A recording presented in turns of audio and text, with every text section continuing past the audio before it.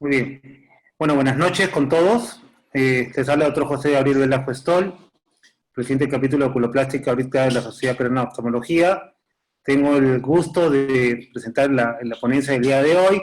La charla, tenemos dos invitados, dos distinguidos invitados del Instituto Nacional de Enfermedades Neoplásicas. Vamos a tener dos charlas el día de hoy. La primera va a ser dada por el doctor Germán Mendoza Terrones, y la segunda charla va a ser dada por el doctor Otto Rolando Siller Rodríguez.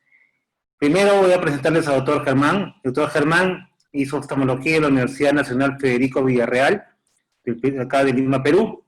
Hizo la especialidad de cirugía de órbita, párpados y biel animales en el Centro Médico Nacional 20 de noviembre, el ISSSTE, de la Ciudad de México, por la UNAM. Trabaja en la clínica Padre Luis Tesa, en la clínica Ophthalmic Service, y es médico del staff del Servicio de Oftalmología Oncológica y Oculoplástica del Departamento de Cabeza y Cuello del Instituto Nacional de Enfermedades Neoplásicas Eduardo Cáceres Grassini. Con ustedes, le presento pues a Germán. Germán, bienvenido. Él nos va a dar la charla de manejo del entropio cicatrizal en un paciente oncológico. Bueno, doctor, muchas gracias por la invitación y poder estar el día de hoy con ustedes y poder compartir un poco de esto que es en realidad apasionante, es un reto, es un compromiso con los pacientes y que se encuentra muy poco a veces como capítulo desarrollado en los libros de oculoplástica, sí se encuentra, pero quizás no tan a fondo como uno quisiera. Entonces voy a compartir un poco la experiencia que tengo trabajando este tipo de casos con ustedes y encantado.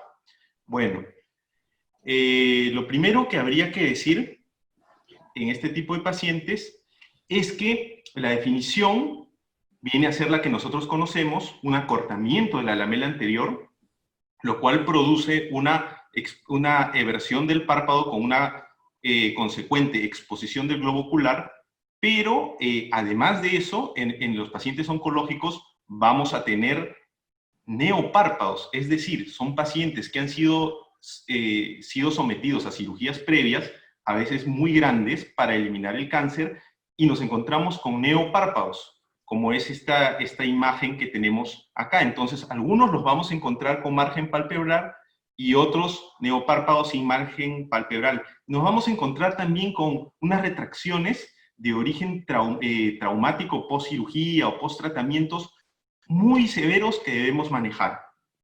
Todo este grupo de pacientes los englobamos en lo que podría ser el ectropion cicatrizal en paciente oncológico.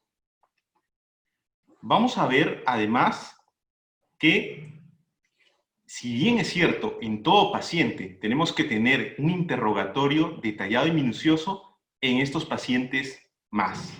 Tenemos que tener mucho énfasis en revisar adecuadamente la historia clínica, preguntar bien, revisar el informe de patología es muy importante porque va a ser muy diferente afrontar la reconstrucción en un paciente que tiene un determinado tipo de neoplasia. Si encontramos, por ejemplo, un paciente que ha tenido una neoplasia, digamos, por ejemplo, un carcinoma sebáceo y tiene el margen quirúrgico cercano, entonces es muy diferente por ejemplo, un vasocelular que tiene un margen amplio. Entonces es muy importante revisar esto y tener una comunicación con el patólogo, ¿no? Es muy importante revisar la historia de las cirugías previas. Es muy importante ver cuántas veces fue intervenido, qué se le hizo, qué técnica. Todos esos datos tenemos que consignarlos muy bien. Tenemos que revisar la historia de la radioterapia. En estos pacientes, muchos de estos pacientes reciben radioterapia. Y es muy importante conocer un poco, si bien es cierto no somos expertos, si vamos a reconstruir un párpado que ha recibido radioterapia, tenemos que entender en claro ciertos conceptos, como cuáles son el tipo de radioterapia, qué tipo de radioterapia fue, cuántas sesiones recibió, si fue una dosis alta de radioterapia o baja de radioterapia, si la naturaleza de la radioterapia fue curativa o paliativa, si está en curso la radioterapia y cuándo terminó. Entonces, todas estas cosas son importantes conocerlas. Si la radioterapia iba dirigida para piel o iba dirigida para otro órgano. Todo esto es importante porque solo conociendo esto vamos a poder planear una adecuada reconstrucción. Revisión de la historia de quimioterapia. Hay algunos fármacos que pueden originar alteraciones en la piel, está escrito, ectropio, no acortamiento de la lamela anterior. Y la historia genética. Siempre preguntarle a los pacientes si alguien en la familia sufrió de esto, si alguien padeció antes algún tipo de problema de la piel. Es importante, luego les voy a mostrar con unas fotos por qué es importante preguntar esto. Y vamos a ver que...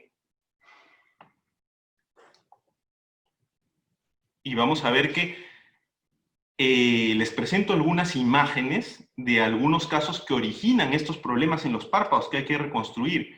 Veamos, por ejemplo, un gran carcinoma vasocelular nodular ulcerado, que obviamente nosotros sabemos que esto va a requerir una reconstrucción muy amplia. En nuestro servicio nosotros pertenecemos al departamento de cabeza y cuello, y cirugía plástica entra también a la reconstrucción de esto. Muchas veces recibimos neopárpados, que son la consecuencia de eliminar este tipo de lesiones. Las pongo así porque en realidad esos son los pacientes que vienen acá, ¿no? Algunos tienen colgajos, vemos como algunos tipos de piel aquí con telangiectasias, algunos tipos de piel son predispuestos a sufrir carcinomas.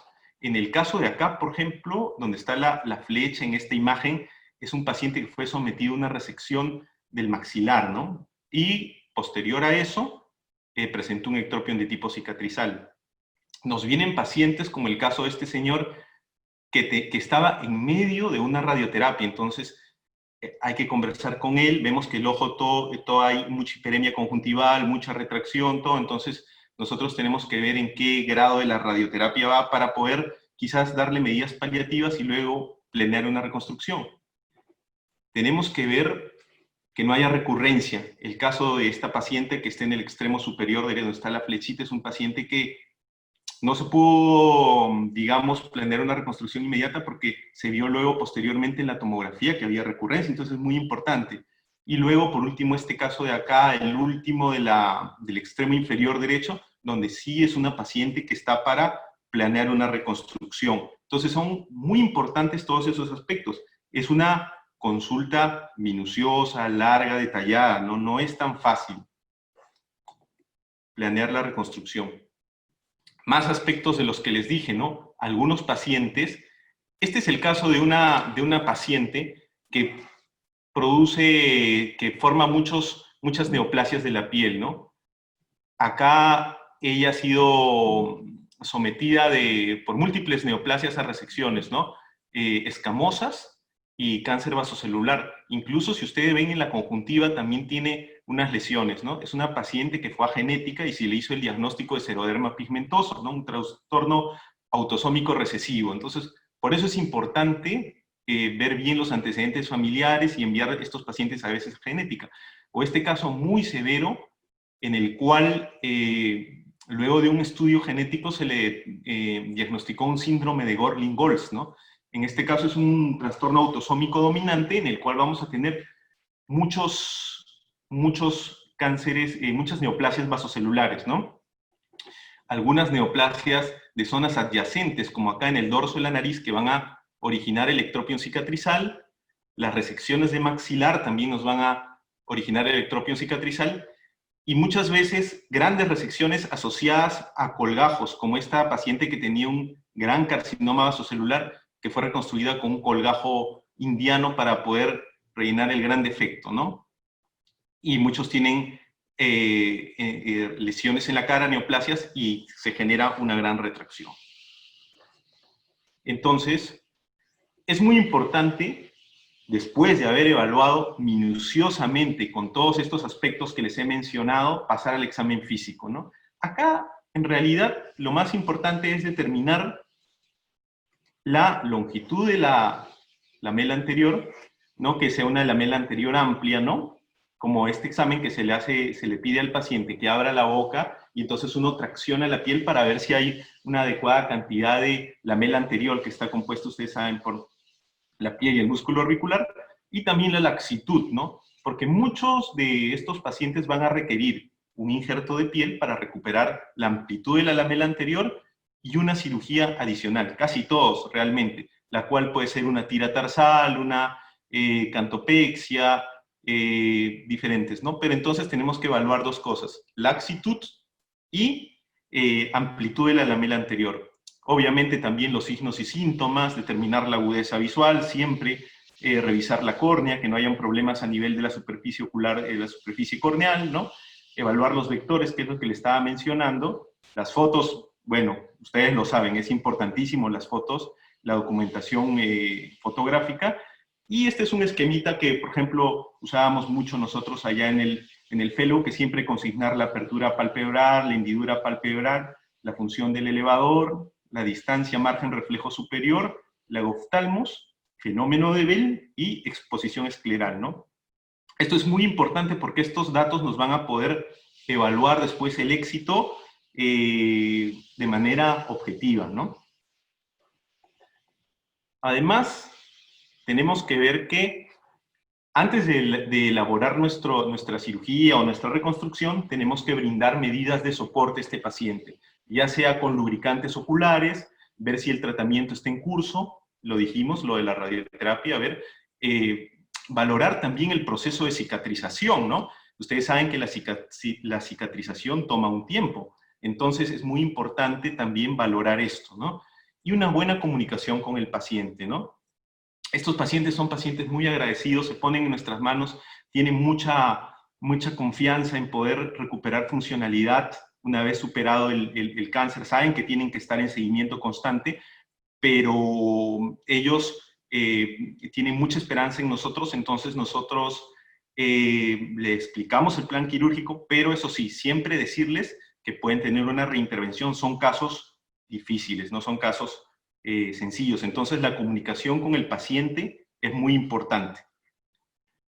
Además, tenemos que tener en cuenta siempre, como en todos los aspectos de la cirugía, la anatomía, conocerla muy bien, valorar muy bien las estructuras de soporte del párpado, tratar de tener la idea de que el párpado no está solo en el aire, en el espacio, sino que está cerca a estructuras muy importantes de la cara. Entonces tenemos que conocer también la anatomía de la cara y muchas veces van a requerir colgajos grandes, entonces es importante también mencionar esto, los pliegues como para poder desplazar grandes colgajos. Y esta diapositiva, esta imagen, perdón, que siempre la pongo porque ese es nuestro gran aliado, ¿no? La gran vascularización que tiene la cara y que nos permite muchas veces tener muy buenos resultados, ¿no? Si bien se lucha contra la cicatriz retráctil, contra la radioterapia, contra la escasez de tejidos, tenemos esa gran vascularización que nos permite tener buenos resultados. Es así que cuando nosotros vamos a reconstruir un párpado, vamos a tener técnicas invasivas, que básicamente son los procedimientos quirúrgicos, y técnicas no invasivas, ¿no? Que son los injertos grasos, los fillers, no los usamos mucho acá, pero es una opción, y algunas otras sustancias, bueno, que se están usando ahora, como el plasma rico en plaquetas, ¿no? Para mejorar el proceso de cicatrización. El gold estándar sigue siendo siempre los procedimientos quirúrgicos, ¿no? Pero en algunos casos hay que considerar estas otras opciones como para mejorar la funcionalidad. Y cuando hablamos de técnicas invasivas, básicamente, y de ectropio cicatrizal y retracciones de pacientes oncológicos post cirugía, tenemos que mencionar los injertos de piel. Los injertos de piel de espesor completo. En algunas oportunidades se puede utilizar cuando el defecto es muy grande, injertos de espesor parcial, que nosotros los tomamos con dermátomo, pero casi siempre, digamos un 98% injertos de espesor completo, que pueden ser tomados de la región supraclavicular, del párpado, de la región preauricular, retroauricular, de diferentes lugares, ¿no? Nosotros tomamos mucho de la región supraclavicular porque los defectos son grandes, ¿no? Entonces, muchas veces en el párpado superior o en la parte retroauricular tenemos la limitante del tamaño, ¿no? Porque ustedes saben que todo injerto se va a retraer un 20%. Entonces, usamos mucho el injerto de la región supraclavicular con muy buenos resultados. Tenemos procedimientos que realizamos como la tira tarsal, la decisión en bloque y cantoplexia, setaplastías, cuña pentagonal, cantopexias mediales, ¿no? Y muy importante siempre la sutura de Frost, ¿no? La sutura de Frost es muy importante en este tipo de casos para crear un vector vertical que nos ayude a mejorar los resultados, ¿no? Y cuando usamos injertos casi 99% autólogos. Aquí usamos mucho injerto autólogo. Usamos lo que está aledaño mucho como el tarso. Podemos utilizar cartílagos auriculares, podemos utilizar paladar duro, podemos utilizar periósteo, fascia temporal, grasa. Todo esto son nuestros grandes aliados, más la rica vascularización del rostro para poder corregir estos defectos, buscando llegar a una funcionalidad muy aceptable y, ¿por qué no, brindarles algo de estética, ¿no?, a estos pacientes? Además, también hay algunos casos en los cuales usamos injertos grasos. De eso nos va a hablar más adelante el doctor Ziegler.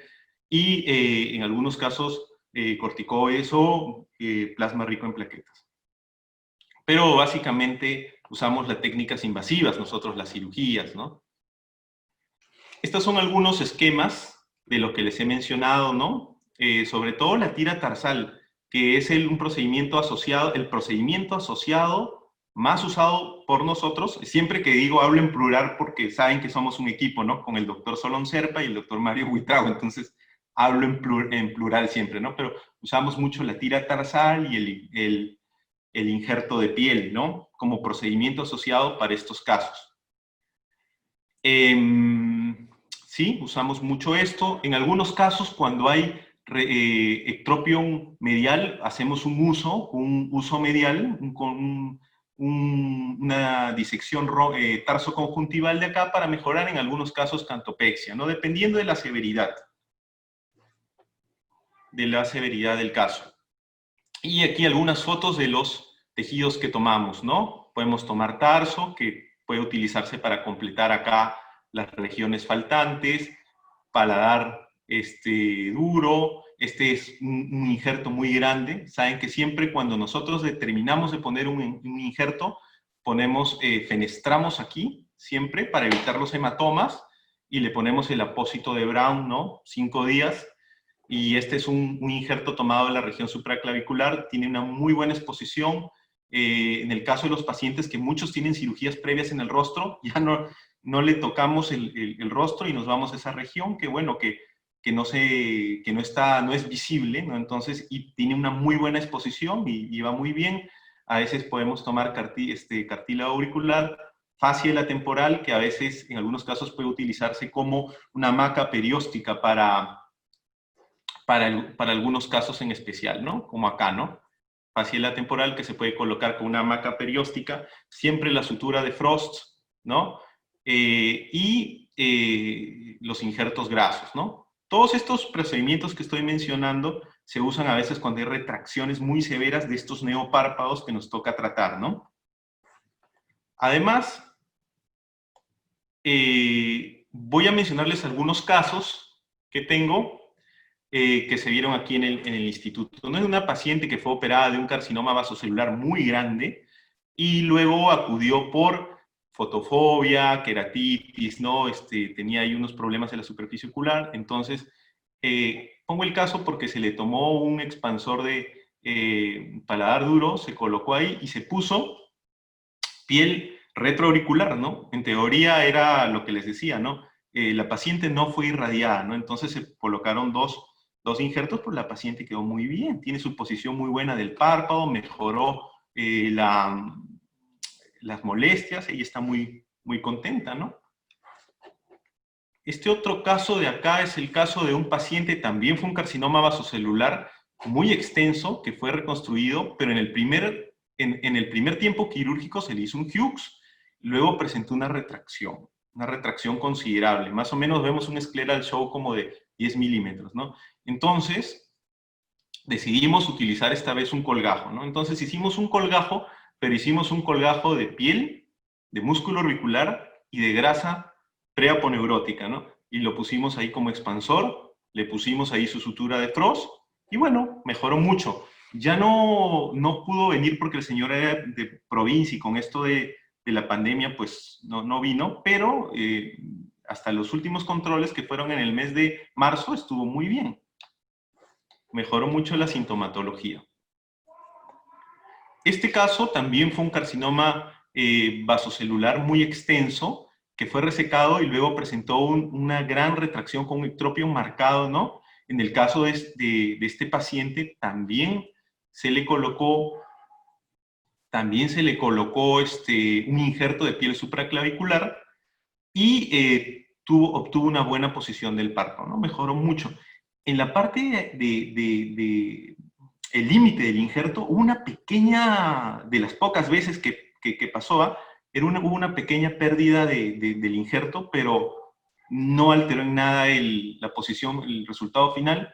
De hecho, este paciente no recibió radioterapia ni nada, pero como era grande el injerto, pues se cumple lo que nosotros sabemos, ¿no? Mientras más grande es el injerto, tienes más posibilidad de que no vaya a adherirse bien al lecho. Entonces, generalmente nosotros, como no son injertos tan grandes, siempre se adhieren bien.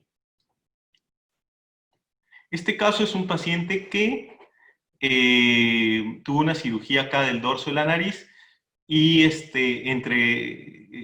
bueno, vino así, interconsultado así, porque tenía un entropio muy grande, y lo pongo porque, solo para decir que hay que esperar, muchas veces no ser tan los tiempos adecuados, porque, bueno, no se le hizo antes de realizarle cualquier cirugía y mejoró bastante, ¿no? Lógicamente él va a tener una cirugía para mejorar esto, pero vean cómo sin hacer ningún procedimiento mejoró. Entonces, por eso también es importante mencionar este caso. Además, este caso que fue un tumor muy grande, se encontraron las fotos ahí en historia clínica, que vino con una gran quemosis y se le colocó un injerto de piel, grande también de la región supraclavicular, con una sutura de Frost, y bueno, el paciente mejoró bastante, ¿no? Va mejorando. Y algunos tienen múltiples cirugías. Esta paciente fue operada en múltiples oportunidades y además recibió radioterapia. Entonces, tenía mucha exposición, problemas en la córnea. Entonces, en el caso cuando era muy grande, aquí le hicimos, el párpado superior no había sido tomado, entonces le hicimos un Hughes. Y pues, la última vez que vino así, se le explicó, probablemente va a tener una cirugía más, pero ella estaba más tranquila, ¿no? Entonces, es muy importante poder tener la comunicación con nuestros pacientes, porque tenemos que explicarles que muchas veces hay que hacerles varias cirugías y bueno, vamos avanzando. Este es un caso de donde yo hice el fellow, que fue en el Hospital 20 de Noviembre, donde ellos utilizaron, fue la tesis de mi compañero con la doctora Plazola, que es realmente la que desarrolló este estudio. Utilizan mucho fascia temporal, usan mucho fascia temporal como hamaca perióstica, ¿no? Usan la fascia temporal para anclar acá en el canto interno y luego aquí en el canto externo, entonces eso le da el soporte. Lo usan para cicatrizales y para paralíticos, ¿no? Y con muy buenos resultados también, y así que también estamos utilizando fascia temporal nosotros, ¿no? Este es un paciente que tuvo una resección de un carcinoma del maxilar. Entonces, este paciente lo tratamos en conjunto con el doctor Ziegler y vean la gran depresión que tiene acá, producto de la gran resección del maxilar que tuvo, y pues luego de rellenarle grasa en 2 oportunidades, esto se fue posicionando mejor, ¿no? Probablemente va a tener otra cirugía, pero bueno, la grasa te ayuda a este tipo de retracciones de origen no tiroideo, te ayuda la grasa a posicionar mejor los tejidos. Además, les voy a compartir una revisión que hicimos con el doctor Solón Serpa, y que saben que es nuestro jefe de servicio, y con el doctor Buitrago. Hicimos una revisión de los casos de ectropión cicatrizal que vimos del 2018 al 2020, en el servicio, ¿no? Hay algunos datos interesantes. Vean, por ejemplo, ¿no? Hicimos una revisión, retrospectiva de 29 párpados, ¿no? La fuente fueron las historias clínicas, ¿no? Y pusimos como criterio de inclusión pacientes que habían tenido una cirugía previa, el acortamiento de la lamela anterior del párpado inferior, y el periodo fue, como les menciono, del 2018 al 2020. Entonces, hay algunos datos interesantes, ¿no? Por mucho, la neoplasia más frecuente relacionada a este tipo de ectropios cicatrizales es el carcinoma vasocelular. Tiene una 72%, ¿no? Una mayor incidencia, mucho mayor incidencia. Y le siguen el epidermoide y el sebáceo, ¿no? Y luego otro tipo de cánceres, ¿no? De estos carcinomas vasocelulares, hay un dato muy importante. El 72% no fueron de cánceres de párpado, sino fueron de neoplasias de la cara. O sea, regiones que están adyacentes al párpado, pero no eran propias del párpado. O sea, recibimos mucho paciente que fue operado digamos, de neoplasias del dorso de la nariz o de la región malar, ¿no? Y que luego venían con el ectropio. Y que tenían lesiones de más de 10 milímetros. Y 28% fueron propias del párpado, ¿no? Estos pacientes, 29% recibieron radioterapia. Y los procedimientos que más hicimos fueron, por lejos, los injertos de piel de espesor completo asociados a una tira tarsal. También hicimos tiras tarsales solas, injertos de piel solos cuando estaba bien la laxitud. Hicimos para reconstruir a veces Hughes con piel, pentágonos, cantopexias mediales. O sea, siempre asociamos eso, pero el procedimiento que más hicimos fue la tira tarsal más el injerto de piel. Estudiamos incluso la dosis de radioterapia que reciben este tipo de pacientes, ¿no? Siendo radioterapias dosis altas, todas mayores a, bueno, hubo una de 3.000, pero todas fueron mayores de 5.100, ¿no? Y de 17 a 30 sesiones. Es muy importante eso. Y vemos que de los pacientes que recibieron radioterapia, un 33% recibió, se le puso injerto. Y un dato interesante, a todos los pacientes que recibieron radioterapia y les pusimos injerto, todos los injertos se adhirieron perfectamente al lecho. No hubo ninguna falla del injerto. Eso es un dato muy importante, porque a veces se tenía el concepto que la zona irradiada era un mal lecho. Definitivamente no es el ideal, pero no debe ser una contraindicación para poder colocar un injerto, ¿no? Tuvimos una recurrencia de 14%, que está muy bien porque normalmente un ectropium cicatrizal de tipo no oncológico tiene una recurrencia de 8 a 9% en la literatura mundial. Así que 14% para hacer unos casos muy difíciles, pues está bien. Y tuvimos como resultado de esta revisión que el 100% de los casos fueron casos complejos asociados a cirugía previa, lógicamente a mayor edad, ¿no? El dato importante es que nosotros, cuando tenemos cánceres vasocelulares del párpado, usamos casi siempre, para reconstruir grandes defectos del párpado inferior, el corgajo tarso-conjuntival de Hughes. Y ahí nunca hubo problemas de ectropio. Sin embargo, cuando a veces hemos usado para reconstruir párpados superiores el colgajo de Cutterberg, ahí sí tenemos una cierta incidencia en ectropios posteriores, ¿no? Entonces eso fue un dato que se obtuvo de esta revisión. Habría que ver, a lo mejor, en algunos casos, ver otra opción, aunque es excelente esta técnica, pero sí se obtuvo ese dato.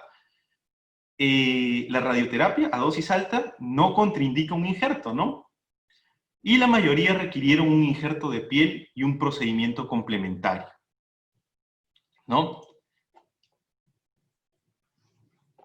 Además, como conclusiones generales, y para no extenderme mucho, podemos decir que el trabajo multidisciplinario es la clave del éxito.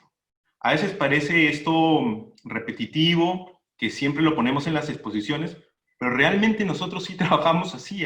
acá en el instituto. Si yo veo que es un caso muy grande, voy y converso con el cirujano de cabeza y cuello, con el cirujano plástico, con el cirujano maxilofacial. Puedo preguntarle al patólogo si tengo alguna duda, y es algo que en realidad te ayuda muchísimo a tener buenos resultados con el médico de radioterapia, y en fin. El trabajo multidisciplinario es la clave del éxito. Mientras más técnicas conozcas, hay mayor probabilidad de éxito. Y eso es algo que me gusta mucho a mí, porque no me gusta, digamos, hacer siempre lo mismo. Entonces me gusta mucho la reconstrucción a mí, porque en cada paciente uno puede encontrar una manera diferente de reconstruir y una forma, digamos, que es para ese paciente. Por eso que pongo que no existe una técnica mejor que la otra, sino hay una técnica que es ideal para el paciente, ¿no? Entonces, esto es lo apasionante de esto de la reconstrucción, porque tienes múltiples opciones y cada paciente va a tener un determinado plan quirúrgico, ¿no? La comunicación con el paciente es muy importante, definitivamente. Hay que conversar muy bien con ellos. Son pacientes que han superado algunos el cáncer, pero siempre están en revisiones constantes, y nosotros tenemos que estar con ellos y ya pasamos a la etapa de la reconstrucción y tratar de hacer lo mejor para ellos, ¿no? Definitivamente, después de revisar la literatura, de revisar nuestros casos, la radioterapia no contraindica la colocación de injertos para nada. Tenemos ese gran lecho vascular que nos da soporte para poder siempre pensar en un injerto. Lógicamente, cuando los defectos son muy grandes, hay que pensar en un gran colgajo. De eso nos va a hablar un poquito el doctor Ziegler. Y la reconstrucción empieza en la planeación de la cirugía mutilante. Desde que llegue el paciente y uno está viendo qué cirugía se le va a hacer para extraer esa neoplasia, ya uno tiene que estar pensando en la reconstrucción, ¿no? Entonces, más o menos he tratado de hacer una revisión rápida, conversar un poco de lo que nosotros hacemos acá en el hospital. Y bueno, muchas gracias por su atención.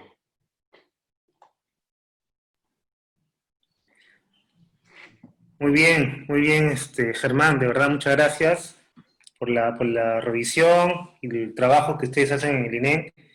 De verdad, me da mucho gusto que allá en el INEN tengan toda la mano, tengan la ventaja que tienen un buen equipo formado allá en el servicio, según lo que converso con Solón, que tienen la posibilidad de hacer investigación y publicar siempre cosas que nos llaman la atención a todos los que escuchamos la ponencia que ustedes realizan, ¿no? Vamos a dar pase, bueno, si hay preguntas para Germán, ya podemos hacer preguntas mediante el chat, por favor. Y lo otro es, Germán, ¿puedes dejar de compartir pantalla para que pueda compartir foto? Sí. Ya, y entonces las preguntas pueden ir al final, como les digo, ¿no? De esta manera que hagamos esto un poco más llevadero. Voy a presentarles, ¿Otto está por ahí? Sí, doctor, buenas noches. Buenas noches, Otto, ¿cómo estás? Bueno, voy a presentarte, Otto.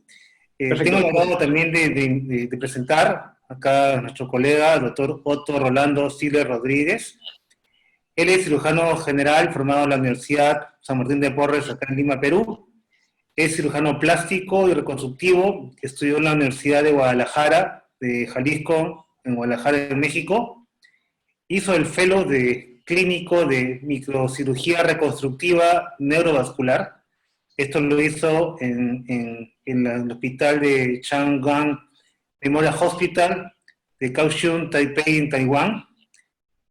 Él trabaja, bueno, y forma parte de la clínica Ziegler.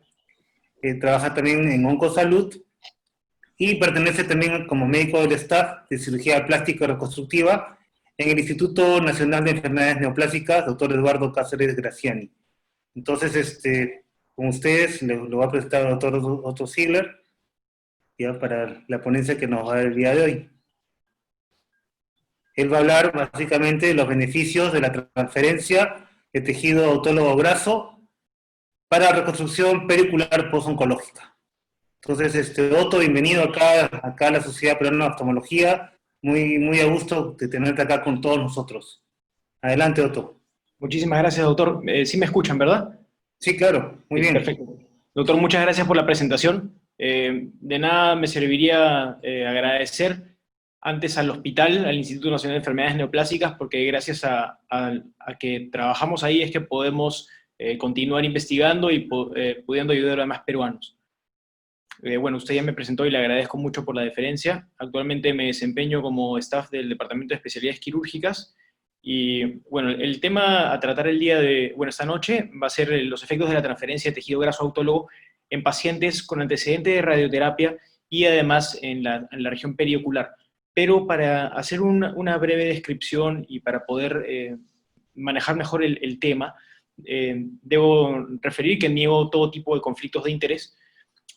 Si bien es cierto, la Sociedad Peruana de Oftalmología se enfoca en esta área en particular, nosotros en cirugía plástica tenemos un enfoque más amplio de los tejidos que se puedan utilizar tanto para la resección como tener en cuenta la anatomía de ello.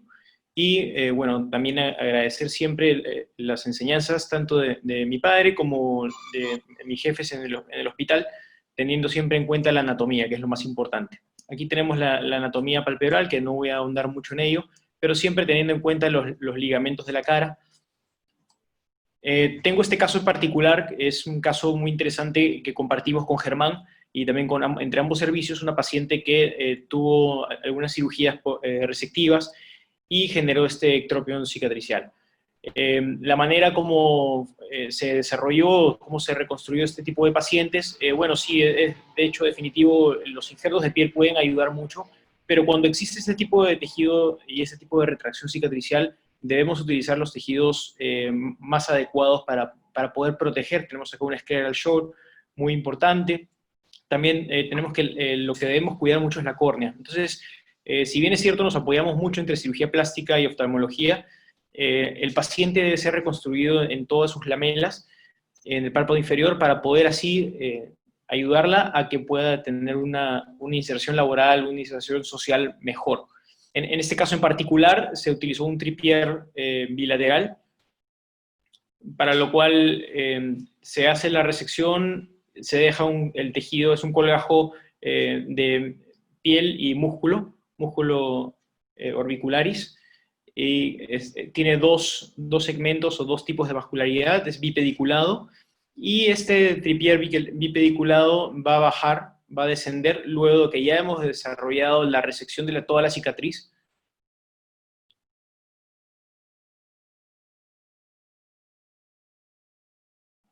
Cabe resaltar que a veces por la excesiva carga quirúrgica o la excesiva carga de pacientes, estos pacientes pueden ser operados en cirugía menor, pero en manos expertas,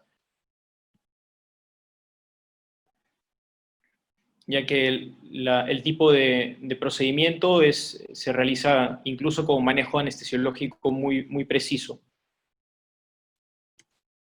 Bueno, el tema con ella se desarrolló muy bien y se logró la recuperación y la protección de la córnea, así como la recuperación del párpado inferior, con un procedimiento en manos entrenadas sin problemas. Debemos tener siempre en cuenta la anatomía y los ligamentos faciales. También tenemos las zonas que van a definir las zonas más superficiales, como los cojines adiposos faciales, tanto superficiales como profundos, así como también tener en cuenta los vectores. La región palpebral está en entera relación con la región maxilar. Tenemos también, como ya comentó el doctor Germán Mendoza, la anatomía vascular. Es muy importante, es demasiado enriquecedor tener estos estudios de anatomía para poder realizar tejidos y poder movilizar los tejidos de alrededor. Aquí tenemos los cojines adiposos superficiales. Ya más adelante vamos a poder evidenciar cómo se puede jugar con ellos en favor del paciente, teniendo incluso resecciones muy amplias. Inicialmente se ideó este estudio en base a la casuística que tiene el doctor Ricardo Delgado con el equipo de cirugía plástica, Y bueno, siempre tenemos en cuenta que la fibrosis inducida por radioterapia genera siempre efectos adversos, eso ya está estudiado, considerando también alteraciones funcionales como cosméticas. Bueno, esto está relacionado a complicaciones quirúrgicas y de hecho hay 3 tipos de insatisfacción, la del paciente, la del cirujano y la de los médicos tratantes de alrededor, nunca faltan. También a veces tenemos una impotencia para dar las respuestas o las soluciones adecuadas. Entonces es por eso que nosotros ideamos este estudio observacional retrospectivo. Esto lo realizamos desde el año 2014 hasta el 2019, tuvimos una cantidad de pacientes de 43, donde se evidenció el uso de la transferencia de tejido graso autólogo centrifugado con una técnica anaerobia y la centrifugación de 3.000 revoluciones por minuto. Esto es más que nada una estadística de los colgajos o los tejidos que estamos acostumbrados a realizar. Estamos en todo el cuerpo. Estamos haciendo siempre reconstrucción mamaria. Tenemos aquí para resaltar los 43 casos que tuvimos. En conjunto, bueno, siempre tenemos colgajos de avance, grandes colgajos, fascicutáneos, pectorales, incluso microquirúrgicos. También tenemos el tema de los implantes. Ello nos ayuda mucho para ayudar a otros pacientes para la reconstrucción mamaria, ya que estamos enteramente ligados con los servicios de cabeza y cuello y de mamas y tejidos blandos. Bueno, aquí para comentarles un poco del procesamiento. El procesamiento no es algo fácil. De hecho, tarda tiempo, es ciencia mezclada con técnica quirúrgica, dentro del cual se puede utilizar 2 tipos de procesamiento: la decantación, que es dejar la grasa que se aspira mediante unas cánulas de liposucción a nivel abdominal, o la centrifugación. De hecho, vamos a tener que la centrifugación nos va a dar una calidad de la grasa más rica. Acá tenemos la cantidad de agua y anestésicos que puedan estar alrededor, lo cual nosotros lo quitamos o lo liberamos para que podamos tener grasa rica. Y acá tenemos también el procesamiento. Un breve detalle alrededor de estas fotografías. La paciente de la fotografía de mi mano derecha, en su pantalla, al lado derecho también, es una paciente que tomó sendos medicamentos de tipo naturista previo al procedimiento. Y la paciente del lado izquierdo es una paciente que no tuvo este tipo de consumo. Podemos ver la cantidad de grasa con sangre en el lado derecho y la cantidad de grasa sin sangre. Esto ayuda y es un dato muy, muy interesante que hemos tenido como observación para tener en cuenta, para evitar cualquier tipo de medicamento naturista en los pacientes quirúrgicos.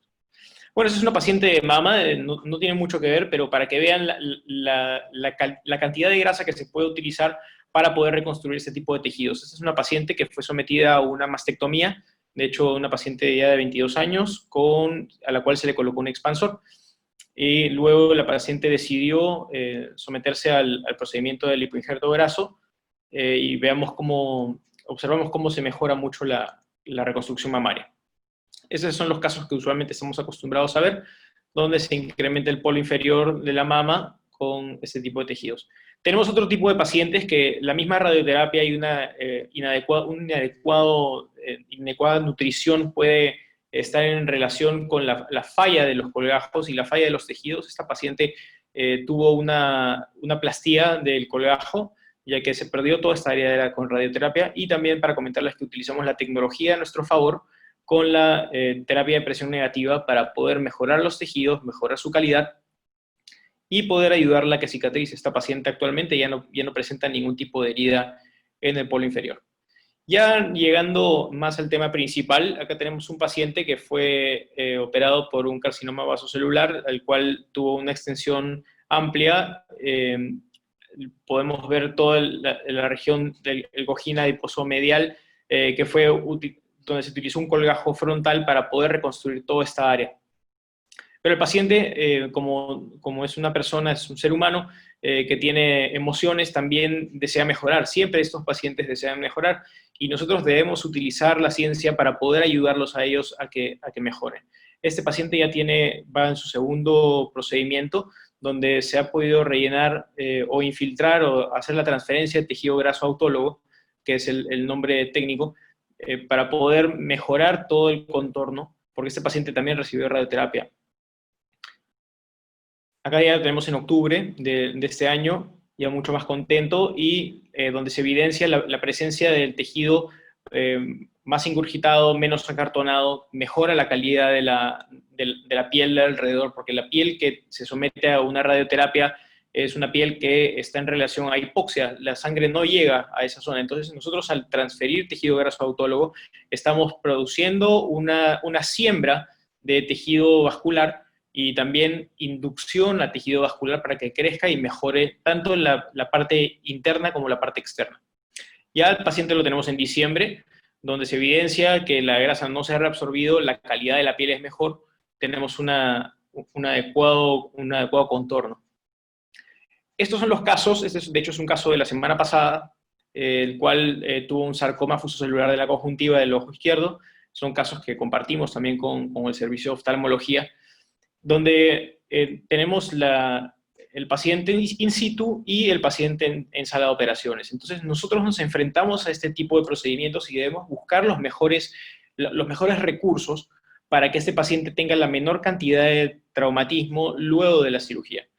Es por eso que se utilizan tejidos aledaños para poder darle un mejor contorno.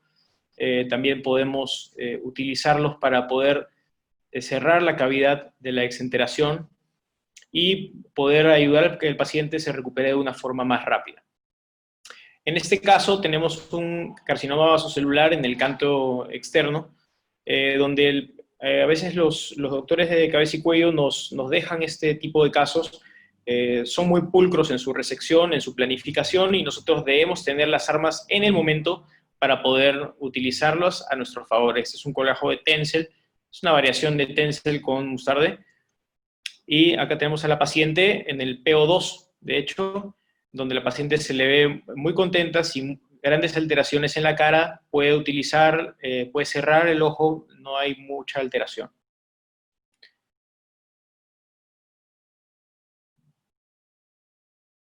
Aquí tenemos a la paciente sonriendo, la paciente está contenta, de hecho muy agradecida. Tenemos también pacientes, bueno, es un servicio de cabeza y cuello oncológico, entonces las resecciones maxilares están a la orden del día, también las resecciones de infraestructura.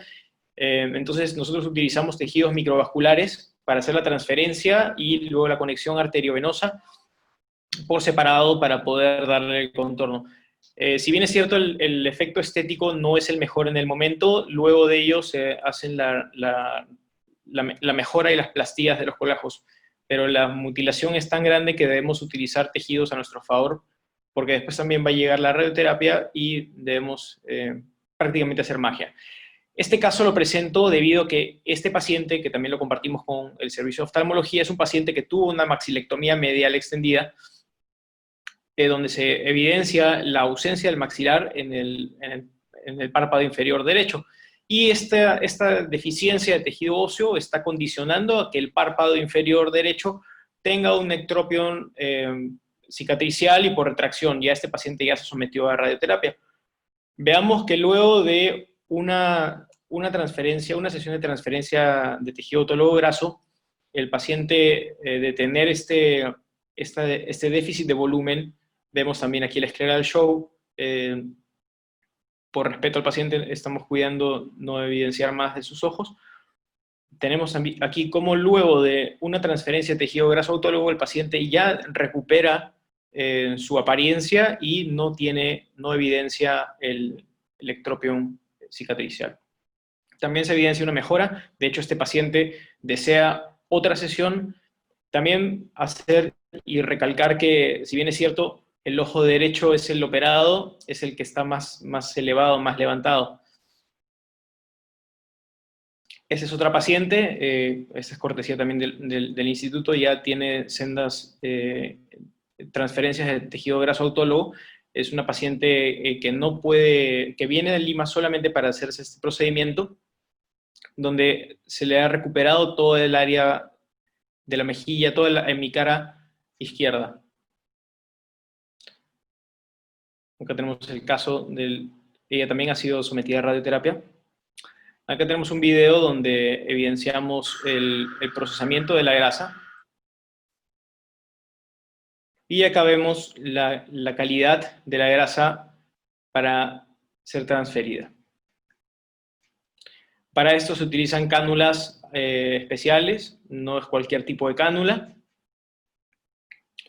Acá tenemos a la paciente en el PO1, y de hecho ese mismo día se tuvo que regresar a su tierra. Vemos como el contorno ha mejorado. Este es otro paciente, esto ya es un poco más de qué hacer con este tipo de casos. Así nos entregan los pacientes en quirófano. Por eso es muy importante la comunicación entre el cirujano oncólogo y el cirujano plástico reconstructivo. Esta es la paciente en el PO1. Vemos cómo se hizo un colgajo de Mustardé y no se evidencia equimosis. De hecho, se deja el Dren-Penrose para evitar cualquier tipo de hematomas, y ya he tenido algún problema por sangrado, pero siempre es importante tener esto. Se retira el segundo día. ¿Por qué se deja sobrecorregido el párpado inferior? Porque siempre debemos evitar la retracción cicatricial, y eso se ve a largo plazo. Ya sabemos que el proceso de cicatrización dura 1 año, y esto se ve a largo plazo. Por eso debemos estar vigilando constantemente este tipo de pacientes. Se hace la fijación del colgajo tanto en el canto lateral, para que esto sirva como una hamaca, para que nos pueda ayudar. Bueno, si bien es cierto, nosotros en el servicio manejamos cirugía vascular, nosotros trabajamos con microcirugía y supermicrocirugía. La microcirugía actualmente con los microinjertos de grasa nos ayuda muchísimo para rejuvenecer, para ayudar a mejorar los tejidos alrededor, y sobre todo en tejidos sometidos a radioterapia. El motivo de la charla de esta noche es para quizá iniciar una mejora en el trabajo en equipo, poniendo el ejemplo que tenemos en el instituto con el servicio de cabeza y cuello, con el servicio de oftalmología y el servicio de cirugía plástica reconstructiva, o que pertenece a especialidades quirúrgicas, para poder ayudar mejor a los pacientes. Bueno, esas son tasas de mejora en tejidos con radioterapia y donde mejora la grasa. Más que nada son estudios anatómicos. Acá podemos ver los adipocitos que están irradiados, y luego cómo se comportan luego de la grasa y de la transferencia de tejido autólogo graso. Entonces se evidencia una mejora significativa a nivel anatomopatológico.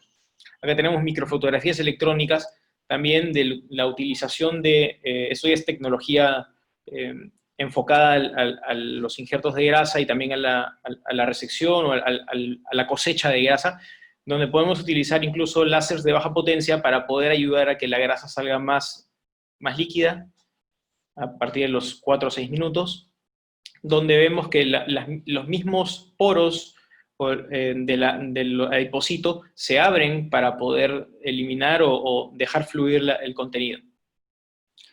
Vemos que la transferencia de tejido graso autólogo es una técnica que, siguiendo el proceso adecuado de manejo, pone en evidencia científica la mejora de los tejidos alterados por la radioterapia, evidenciando cambios en los genes en cuanto a inflamación, hipoxia y fibrosis.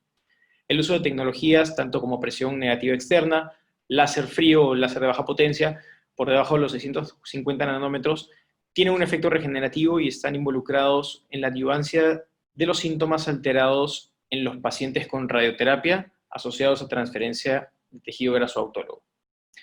Bueno, eso por mi parte sería lo más importante, es el trabajo en equipo. Siempre debemos trabajar en equipo para tener un mejor resultado. Recordemos que siempre estamos trabajando por los pacientes.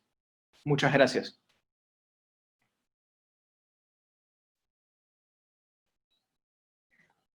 Muy bien, Otto, de verdad, muy buena tu charla. Y como tú dices, y como lo que tenemos que rescatar todos acá, el trabajo en equipo es importantísimo, ¿no? Más aún ahora que se habla también que medicina regenerativa y no solamente de hacer reconstructiva, sino de hacer regeneración, ¿no? Inclusive se hablaba en unos webinars que he estado presentes sobre lo que es reparación, regeneración, es lo que va en boga ahora, ¿no? Hablar de la grasa no solamente es hablar como buscar rellenar, sino también la grasa tiene ciertas propiedades según lo que se ha estado viendo, ¿no? Y has mostrado tú también, que no solamente es colocar con finalidad de que uno pueda ganar volumen, ¿no? Y reparar esto, ¿no? Sino también de que tiene factores de crecimiento y factores que ayudan a la formación y combate la fibrosis, ¿no? Que es una de las cosas que llegan a estos estropiones o a estas lesiones que tenemos en pacientes no solamente oncológicos, sino también traumatológicos, ¿no? Que muchas veces vemos en los hospitales también, ¿no? No solamente se ve esto en el INEM. Entonces, yo no sé si tendrán alguna pregunta, voy a revisar el chat para preguntas, algún comentario adicional, Germán.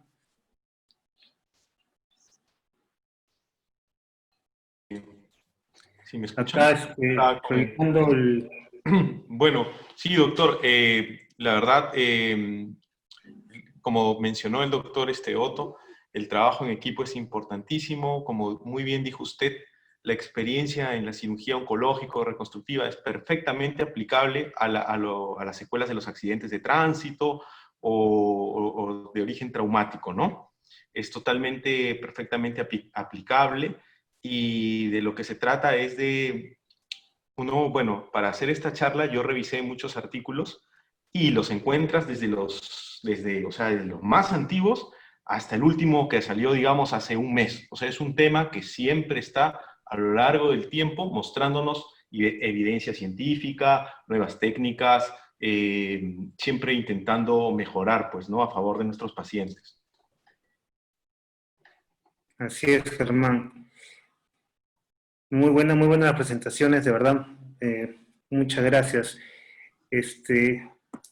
¿Alguna otra cosa más que quieran contar? No veo muchas preguntas en el chat, solamente una del doctor Fernando Silva, que es para todas, ¿no? Que es, ¿cuáles son sus principales complicaciones de los injertos que ustedes hacen, ¿no? En general, ¿qué complicaciones han tenido cuando han hecho injertos? Realmente la más frecuente son necrosis de pequeñas áreas, ¿no? Y bueno, como nuestros pacientes muchas veces son de provincia o no tienen la posibilidad de estar en una vigilancia tan constante, entonces a veces no vienen a sus controles, todo, y encontramos pequeñas áreas de necrosis que, bueno, se debridan y van bien. Hematomas, que son otras complicaciones, no, porque fenestramos nuestro injerto y siempre le ponemos un Brown 5 días y le ponemos un Frost. Entonces, otras complicaciones, no. Lo que sí, a veces, una vez adherido, cambios en la coloración de la piel circundante, ¿no? Ya sea hipercromáticas, hipocromáticas, sí, pero tampoco es mucho. Digamos que con el tiempo, al año o a los 2 años, la piel se torna más o menos similar a la del lecho, a donde se injertó, ¿no? Entonces, si uno les explica bien eso a los pacientes, ellos entienden. Pero digamos que si tuviera que elegir la más frecuente, pequeñas áreas de necrosis. No necrosis de perder todo el injerto, sino quizás focalizados o algo así, ¿no? Ok. Tenemos a un doctor, el doctor Ángel Miranda, que quiere, le voy a dar audio para que pueda, a ver si me permite. Aló, Ángel, ¿puedes hablar, por favor? ¿Puedes hacer tu pregunta? Buenas noches, de verdad estaba escuchando las exposiciones muy buenas, de por cierto, felicitarlos a ambos. Y a Germán quería hacerle una pregunta. Generalmente, bueno, nosotros cuando, claro, tenemos porciones de segmento del párpado inferior, generalmente secundario a carcinoma vasocelular, podemos hacer tranquilamente un Hughes, pero en ocasiones, a veces el carcinoma vasocelular, no sé si les ha pasado que viene bastante avanzado y ya no compromete todo el párpado inferior, y en el cual hay que, bueno, lógicamente si tiene algún exceso de piel en el párpado superior, uno puede hacer un colgajo de Tripier, como lo mostró el doctor invitado, y que, bueno, cubre muy bien para la lamela anterior, ¿no? Pero yo quería saber, cuando no hay ese exceso de piel en el párpado superior, Germán, en este caso, ¿qué prefieres tú? ¿Le haces un mustardé o algún colgajo miocutáneo de músculo orbicular en isla? qué es lo que prefieres en estos casos, ¿no? Me refiero más por la lamela anterior, porque por la lamela posterior, bueno, no sé si se utiliza cartílago de la oreja, pero bueno, yo utilizo lo que es el tarso contralateral, pero quisiera saber cómo lo reemplazas para la lamela anterior. Sí, cuando tenemos grandes defectos de la lamela anterior, en estos casos, tenemos muy buena experiencia con la piel de la región supraclavicular. Puedes obtener mucha piel, nos va muy bien. También usamos, como tú dices, Ángel, tripier, a veces usamos monopediculado, bipediculado. El problema a veces un poquito del tripier del monopediculado, por ejemplo, es que tiene mucho linfedema un tiempo, ¿no? Por una cuestión de drenaje linfático, ¿no? Entonces, usamos bastante piel supraclavicular y muy bien. En algún caso, que es piel de espesor total, en algún caso que el defecto ha sido muy grande y no hemos realizado colgajo, hemos usado colgajos de espesor parcial, cuando el defecto es muy grande. Incluso puse una foto de un colgajo de espesor parcial tomado con una hoja de dermátomo, y también, o sea, se puede utilizar, ¿no? Ese tipo de opciones para completar la lamela anterior. Pero yo te sugiero que pruebes tomar la piel de la región supraclavicular, te va a ir muy bien, tienes mucha área donante, bien, va muy bien.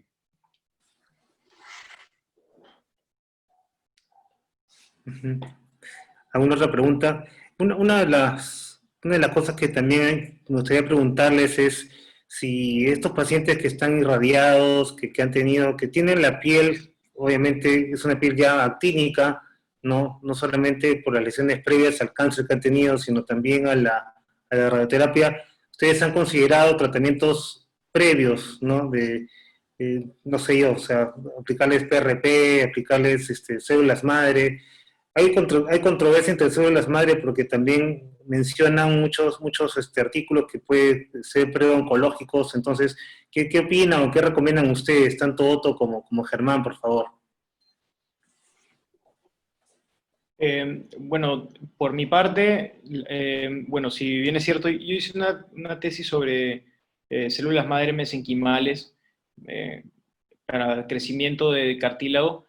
Sí hay estudios que pueden derivar a temas oncológicos. La seguridad aún no está tan evidenciable, pero yo me voy más al tema de la grasa. La grasa es muy buena y ya es tratamiento para incluso pacientes con diagnósticos de sarcoma, pero a largo plazo, ¿no? Después de los 2 años ya se podría utilizar. En pacientes con radioterapia ya tratados, sí es una buena opción mezclar el plasma rico en plaquetas con los tejidos de graso autólogo, pero sí les recomendaría siempre trabajar en equipo para evitarse dolores de cabeza. Correcto, totalmente de acuerdo. Justo eso mencionan muchos plásticos actualmente cuando hablan de reconstrucción, ¿no? Los webinars, lo que está publicado también en la revista, hablan de lo mismo, ¿no? Una pregunta adicional es, ¿el concepto de nanograph lo emplean ustedes en oncología o no? Sí, de hecho hay distintos tipos de injertos de grasa. Son microinjertos, nanoinjertos, incluso el estroma vascular es muy rico y nos ayuda mucho. Entonces hay que saber definir cuál vamos a utilizar. Los microinjertos de grasa se definen de acuerdo al diámetro de cada orificio en la cánula, ¿no? Ya sabemos que las cánulas de 2 milímetros te dan cierto tipo de grasa y las cánulas de 1 milímetro te dan otro tipo de grasa, ¿no? Entonces, hay que definir, sobre todo la grasa estructural, que sería a planos profundos, esa sí debería ser por lo menos de unos 2 milímetros, y las más superficiales de 1 milímetro. Si uno desea mejorar la calidad de la piel, la parte más superficial sí con plasma rico en plaquetas, pero como les digo, esto siempre de la mano con un cirujano plástico para que puedan evitarse dolores de cabeza. Ok. Y otra pregunta más, bueno, ya que no veo tantas preguntas en el público, es, ¿hacen microneedling antes de aplicar la grasa? El microneedle es un tema muy interesante porque si bien es cierto está generando, al generar la punción en la dermis, está llamando a que ciertos fibroblastos mejoren, El microneedle también ayuda a que el tejido que uno está, o el líquido que uno está queriendo llevar, penetre más rápido. De hecho, es una excelente estrategia. En algunos pacientes podemos utilizar el microneedle, sí, es muy bueno, y se coloca de manera tópica el plasma rico en plaquetas, y con eso da buenos resultados, mejora la calidad de la piel, pero recordemos que los pacientes que tienen radioterapia, el antecedente de radioterapia, necesitan mejorar esa hipoxia celular que tienen en la piel. Entonces, dándole beneficios estructurales, como es la transferencia de tejido graso autólogo, va a ayudar a revascularizar esa poca vascularidad que tiene en el tejido con el antecedente de radioterapia. Ok. La idea es hacer, inclusive, son pequeños bolsillos para justamente colocarlas, tanto el PRP como la grasa, ¿no? Eso es muy, muy claro actualmente en las técnicas que están empleando para hacer lo que es la parte regenerativa, reconstructiva, pues. Acá voy a hacer unas preguntas del... No, perdón, doctor, sí, coméntame, ibas a comentar algo, perdóname. No, sí, totalmente correcto lo que dice, doctor. Claro. Otra de las cosas más, bueno, acá, siguiéndome a las preguntas del público, el doctor Fernando Silva pregunta si podrían comentar qué consideraciones tienen para obtener tejido de paladar. Esta pregunta va dirigida a los dos también, ¿no? Tanto a Germán como a ti, ¿no? Sí, con respecto al injerto de paladar, nunca es de primera elección, porque siempre el tarso es más similar, es más fácil de obtener, está más cerca, es más fácil de sacar. Entonces, cuando uno toma un tejido, uno tiene que tener en consideración muchas cosas, ¿no? Posibles complicaciones, facilidad de tomar, dónde te encuentras y para dónde va a ir, para qué lecho va a ir. Paladar y cartílago auricular no pueden ir para párpado superior, ¿no? Tienen que ir porque es un tejido duro, abrasivo para la superficie corneal, entonces eso tiene que ir para párpado inferior. Entonces, pero, por ejemplo, un caso en el cual usamos paladar, por ejemplo, un paciente que ya le han hecho un Hughes, ya no tiene porque solo le quedaron los 4 milímetros arriba de tarso, entonces ya consideramos otra opción, ¿no? En este caso, cartílago auricular, paladar. En el caso de paladar, pues sí hay que tener ciertas consideraciones en la cirugía, ¿no? Tener cuidado con la nasopalatina y con la esfenopalatina y no acercarse mucho al paladar blando, ¿no? Pero si uno conoce la anatomía y tiene estas consideraciones en mente, entonces no es tan difícil. Con un separador uno puede obtener perfectamente este expansor, digamos, ¿no? Pero digamos que no es de primera elección, ¿no? Lo reservamos para ciertos casos, ¿no? En particular. Muy bien. Acá tengo otra pregunta más del doctor Pedro Muro, que pregunta, ¿cuánto tiempo después de terminadas las sesiones de radioterapia recomiendan esperar para hacer estos procedimientos reconstructivos? No sé, 5 meses. 5 meses, sí. Alguna literatura menciona 4, otra 6, más o menos nosotros estamos en 5 meses. Sí, particularmente también esperamos 6 meses. No lo hacemos antes porque la radiodermitis es muy compleja y es bien difícil. Okay. Es difícil tratar. Y otra pregunta, ¿ya han empleado terapia hiperbárica para mejorar la oxigenación de los tejidos en estos pacientes? ¿Consideran también el uso de ello? Por mi parte sí. Tengo la experiencia de haber manejado y continuar manejando unos cuantos pacientes con cámara hiperbárica, y definitivamente mejora mucho la calidad vascular. Pero aquí sí debo ser muy enfático y resaltar que lo más importante siempre va a ser la calidad de la nutrición que tiene el paciente. Ok, perfecto, eso es clave. Justamente esa es una de las claves de la medicina, ¿no? Aquí, la recuperación que vamos a tener en reconstrucciones, ¿no? Sean oncológicas o no oncológicas, va a depender del estado nutricional, ¿no? Ya se están hablando mucho de estos factores nutricionales que intervienen también para la recuperación de los pacientes, de los tejidos de los pacientes, ¿no? Entonces, esto es importante que lo tengamos en cuenta. Por lo menos los oftalmólogos a veces solamente nos basamos en el ojo nomás, lo que está en la periórbita, pero a veces nos olvidamos de la parte nutricional, que es muy importante. Yo quiero felicitarlos a los dos, tanto a Germán y a Otto, de verdad, encantadísimo con la charla, y quiero rescatar algo sobre esta charla, ¿no? lo importante, como ustedes dijeron, es el trabajo colaborativo, el trabajo en equipo, ¿no? Cuando yo ya vine al Perú desde el año 2008, 2009, yo me di cuenta de esos detalles, tanto así que en la práctica fuera del hospital, pues he hecho mucha práctica con otras especialidades, con los cirujanos plásticos, con los cirujanos de cabeza y cuello, con los maxilos, con los dermatólogos, entonces con los otorrinos más que todo también. Entonces, tratar al paciente es tratar al paciente de manera integral, ¿no? Entonces, lo que ustedes hacen en el INE, pues me parece fabuloso. El INO no tenemos esa suerte de tener toda la mano, pero podemos siempre consultarlo con instituciones amigas, como ustedes, que muchas veces consultamos con ustedes, con el Hospital Loaiza, con los servicios de cabeza y cuello, y otorrino también, y dermatología. Así que yo creo que acá ganamos todos, ¿no? Ganan los pacientes, ganamos nosotros y seguimos aprendiendo. Y yo no sé si hay alguna otra pregunta más, otra cosa más que quieran decir tanto Otto, tanto como Germán. De verdad, muchas gracias por haber aceptado la invitación.